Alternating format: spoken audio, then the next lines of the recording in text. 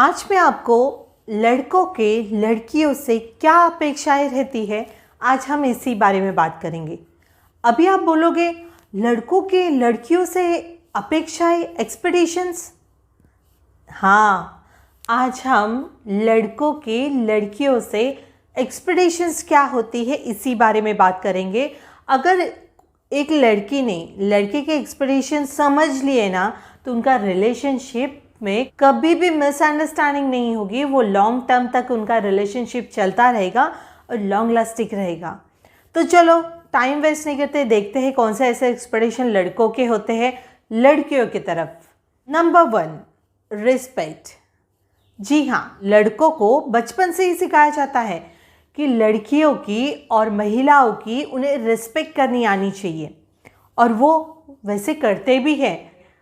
तो क्या उनका हक नहीं है क्या रिस्पेक्ट पाने का?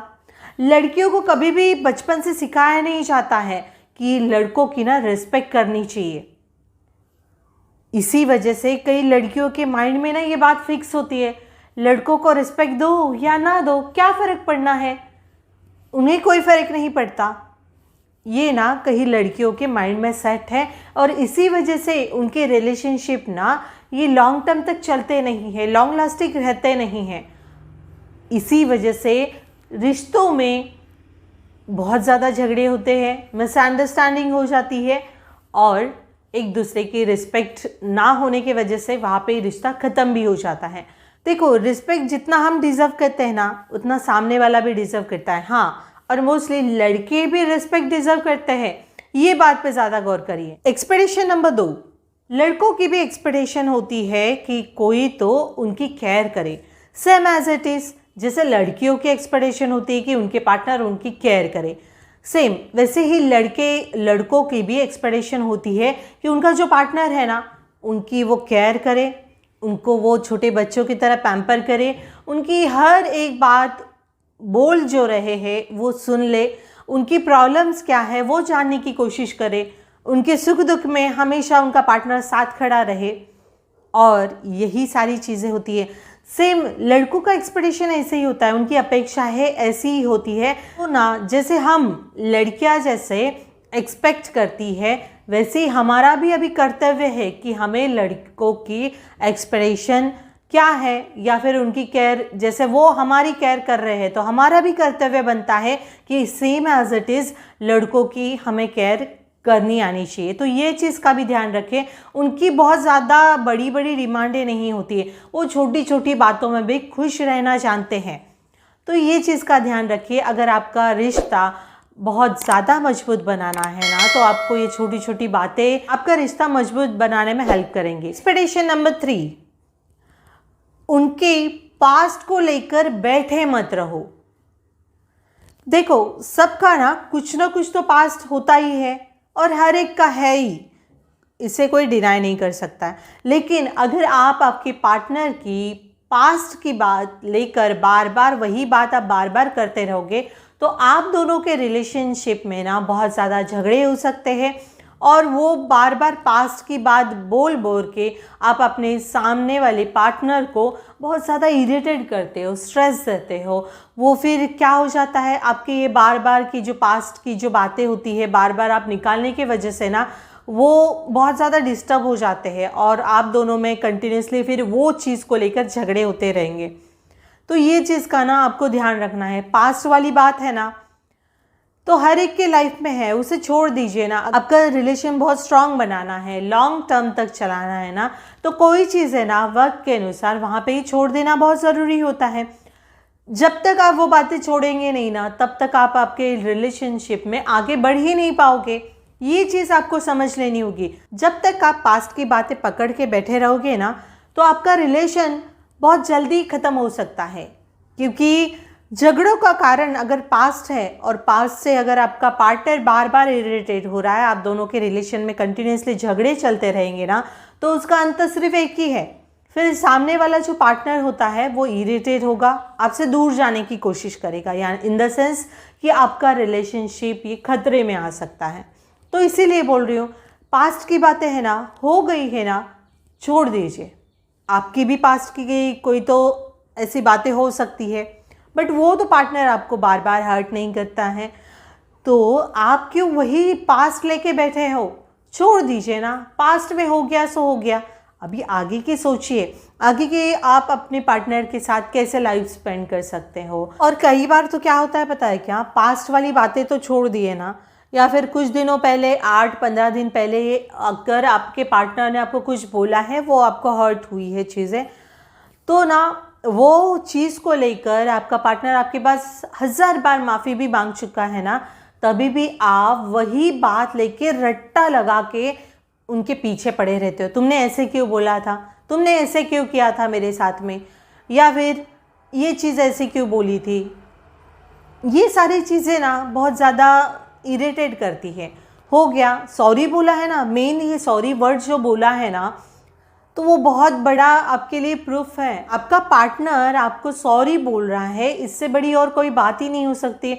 वो भी शर्मिंदा है ना, जैसे लास्ट टाइम उन्होंने शायद गुस्से में आपको कुछ बोल दिया हो, वो सॉरी बोल रहे हैं ना, वहाँ पे उनको माफ़ कर दो और आपका रिलेशन अच्छे से चलने दीजिए। ये बहुत इम्पॉर्टेंट बात होती है। अगर हम कोई चीज़ ज़्यादा खींचते, जैसे मैं एक एग्ज़ाम्पल दूँ, रबर हम जितना ज़्यादा खींचेंगे ना, वो आखिरकार टूट ही जाएगा। वैसे ही सेम हमारा रिलेशन भी होता है। हम जितना रिलेशनशिप में कोई पास्ट को लेकर, कोई चीज़ों को लेकर, कोई बातों को लेकर अगर बात खींचते ही रहेंगे ना, तो relationship same as it is rubber की तरह टूट सकता है, बिखर जाओगे आप लोग। एक्सपेक्टेशन नंबर 4, आगे देखते हैं कि आगे की अपेक्षाएं क्या है। आगे की अपेक्षा ये है कि लड़कियों को, मोस्टली लड़कियों को अपने पार्टनर के दोस्तों से बहुत ज़्यादा तकलीफ़ होती है। एग्री होना ये चीज़ के लिए। तो पता है मोस्टली अगर लड़कों के या तो फिर पार्टनर के फीमेल फ्रेंड्स हो ना, तो बहुत ज़्यादा जलन होती है लड़कियों को। तो इस वजह से वो प्रीफर नहीं करते, पार्टनर को बोल देते हैं आपकी वो जो फीमेल फ्रेंड है, आप उनसे बात करना बंद कर दो। अरे उनकी तो वो बचपन के फ्रेंड होंगे ना, या तो फिर कॉलेज टाइम के फ्रेंड हो सकते हैं, आपके आने के पहले से वो फ्रेंड हो सकते हैं। तो ऐसे कैसे, देखो आप रहो या ना रहो, उनकी फ्रेंडशिप तो वैसे ही रहनी चाहिए ना, वो फ्रेंडशिप नहीं टूट सकती है। ये चीज़ आपको ध्यान रखनी होगी। अभी ये हो गई फीमेल फ्रेंड्स की बात। अभी देखते हैं मेल फ्रेंड्स होने की वजह से भी लड़कियों को बहुत ज़्यादा प्रॉब्लम होती है। अगर पार्टनर के मेल फ्रेंड है, वो मोस्टली टाइम अपने फ्रेंड्स के साथ बिताते हैं, तो भी लड़कियों को प्रॉब्लम होती है कि जो मेरा टाइम था आपने आपके दोस्त को दिया, आप रात को भी उनके साथ घूमने जाते हो, आपको किधर जाना है आप आपके दोस्तों के साथ ज़्यादा टाइम स्पेंड करते हो, मेरे साथ उतना टाइम नहीं स्पेंड करते हो। तो ये सारी प्रॉब्लम है ना, ये प्रॉब्लम्स जो आती है, इस वजह से भी ना बहुत ज़्यादा पार्टनर इरिटेट होता है। देखो उनके जो फ्रेंड्स हैं ना, या तो फिर वो बचपन से हो सकते हैं, स्कूल टाइम से हो सकते हैं, या कॉलेजेस में हो सकते हैं। आप आने से पहले से उनकी फ्रेंडशिप हो सकती है, और आप चले जाने के बाद भी उनकी फ्रेंडशिप तो वैसे ही रहनी है ना। तो ये बात ध्यान रखिए ना, आप फ्रेंडशिप अपनी जगह पे होती है और आपका जो प्यार है वो अलग जगह पे है। इतना तो ट्रस्ट रखना होगा ना आपको। अगर ट्रस्ट नहीं होगा ना आपके प्यार के ऊपर, तो आपका प्यार या फिर आपका जो रिलेशनशिप है ये कंटिन्यू नहीं चल सकता है। आप ये मैटर करोगे, बार बार आप ये चीज़ें बोलोगे कि आपके फ्रेंड्स इम्पॉर्टेंट हैं, मैं इम्पॉर्टेंट नहीं हूँ आपके लिए। यार हर एक का ना एक लेवल होता है, हर एक का एक स्टेटस होता है अपने लाइफ में। जैसे आपके भी तो फ्रेंड्स हैं ना, वो कभी आपको टोकते हैं, आपके भी तो मेल फ्रेंड्स होंगे, आप उनसे भी तो बात करते होंगे। तो फिर ये चीज़ तो आपको ध्यान रखनी होगी ना। अगर पार्टनर को आपके ऊपर पूरा ट्रस्ट है, तो उतना ही ट्रस्ट आपको आपके पार्टनर के ऊपर चाहिए ना। अगर ट्रस्ट नहीं है ना, वहाँ पे लव लाइफ कंटिन्यू नहीं चल सकती है। जहाँ पे ट्रस्ट नहीं, वहाँ पे ही आपका रिलेशन टूट सकता है। वो मैं सिर्फ ये प्यार के बारे में नहीं बता रही हूँ, इवन ये अगर बात करो तो अपन अपने भाई बहन, माता पिता का हो गया, या फिर आपके फ्रेंड सर्कल में हो गया, या फिर हस्बैंड एंड वाइफ, ये रिलेशनशिप भी ना ये ट्रस्ट के ऊपर ही ज़्यादा चलते हैं। अगर ट्रस्ट नहीं होना तो वो रिलेशन कंटिन्यू होते ही नहीं है, वो ब्रेक हो जाते हैं वहाँ पे। तो अगर आपको रिलेशनशिप कंटिन्यूसली अच्छे से लॉन्ग लास्टिंग चलाना है ना, तो trust is a most important part in the love life. अभी बात करते हैं नंबर 5। देखते हैं कौन सी अपेक्षा है। जब भी पार्टनर अपने काम को, अपनी जॉब पे अगर बिजी रहता है, बिजी होने की वजह से वो आपको कम टाइम दे पा रहा है ना, तो आपको थोड़ा अंडरस्टैंडिंग करने की ज़रूरत है। कैसे? अभी आप बोलोगे कैसे अंडरस्टैंडिंग करे कि वो सारा टाइम तो बिजी ही रहते।